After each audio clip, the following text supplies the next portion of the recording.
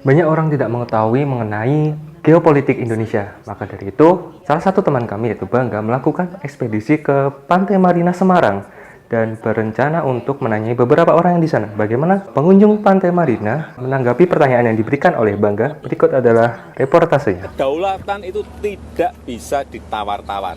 Tidak.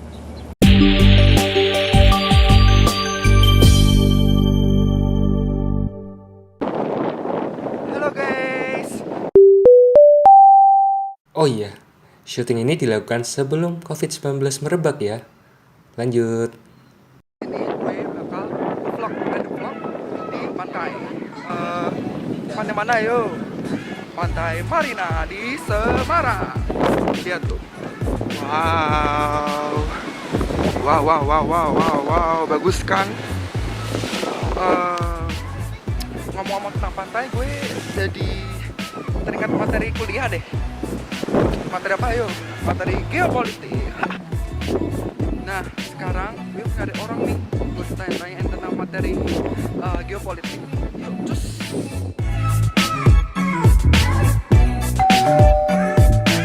Si Mbak, maaf ganggu nih. Mbak, namanya siapa ya? Nama saya Husna. Saya Agia. Dari mana? Dari kota sebelah.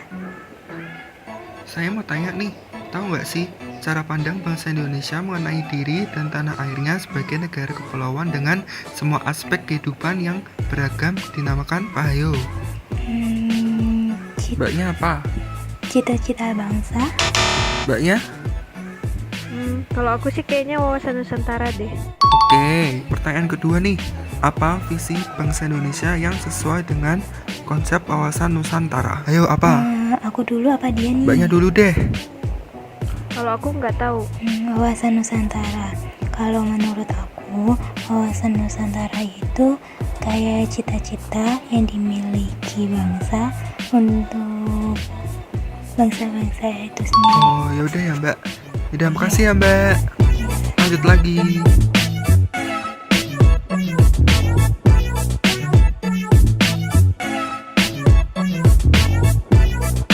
Maaf Mbak, ganggu Mbak. Namanya siapa? Ini Dari? dari Malang. Mau tanya Mbak, liberasi ZTE itu berapa? ZEE itu diukur 200 mil dari garis pangkal pantai terluar, bukan? Oke, terus pertanyaan kedua nih. Sebutkan 3 faktor yang mempengaruhi timbulnya konsepsi wawasan Nusantara. Aspek historis. Apalagi Mbak? Nggak tahu mas. Oh ya udah, makasih ya Mbak. Ya mas. Itu. Mbak, tunggu Mbak. Namanya siapa ya Mbak? Anis mas.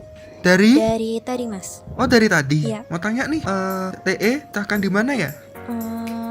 Jamaika bukan sih? Oke, terus 3 faktor yang mempengaruhi tumbuhnya konsepsi wawasan Nusantara.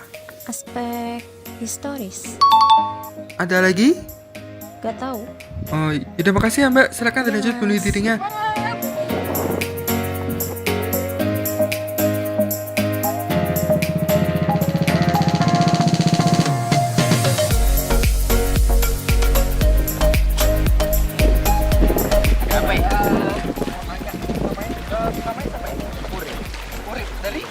Dari tadi Ngapain aja? ya dulu nggak ada apa-apa.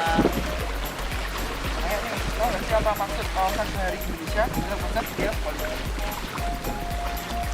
Kalau menurut saya sih laut itu kan Indonesia itu kan, dan menurut saya itu laut itu bagi orang Indonesia itu sebagai sumber. Aldi sumber apa sih?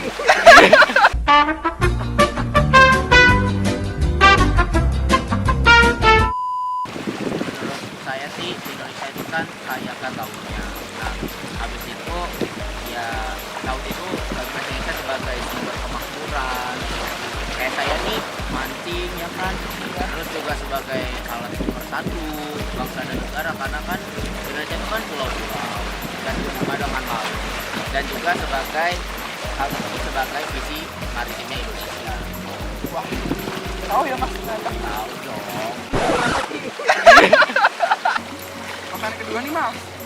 unsur geopolitik Indonesia nih, disebutkan ada kesatuan sosial budaya. Jelaskan dong.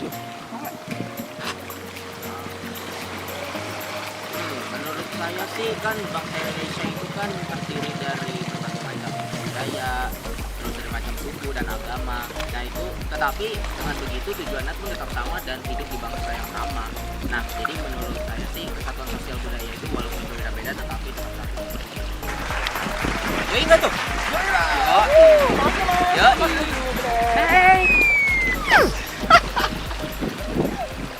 Jadi, dari penelusuran yang telah dilakukan oleh Bangga, dapat dilihat ada hal yang menarik, yaitu definisi dari wawasan Nusantara.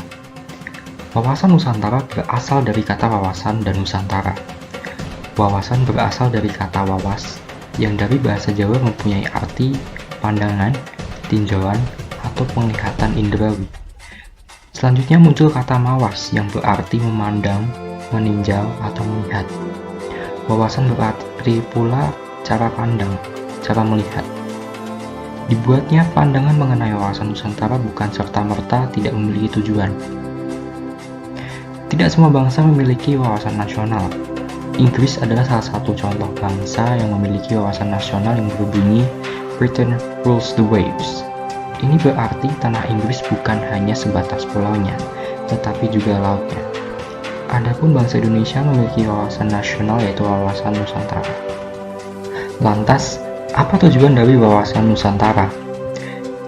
Tujuan wawasan Nusantara sebagai geopolitik Indonesia secara umum dapat dilihat dalam pembukaan Undang-Undang Dasar 1945, yaitu untuk melindungi segenap bangsa Indonesia dan seluruh tumpah darah Indonesia dan untuk mewujudkan kesejahteraan umum, mencerdaskan kehidupan bangsa, dan ikut melaksanakan ketertiban dunia yang berdasarkan kemerdekaan, perdamaian abadi, dan keadilan sosial.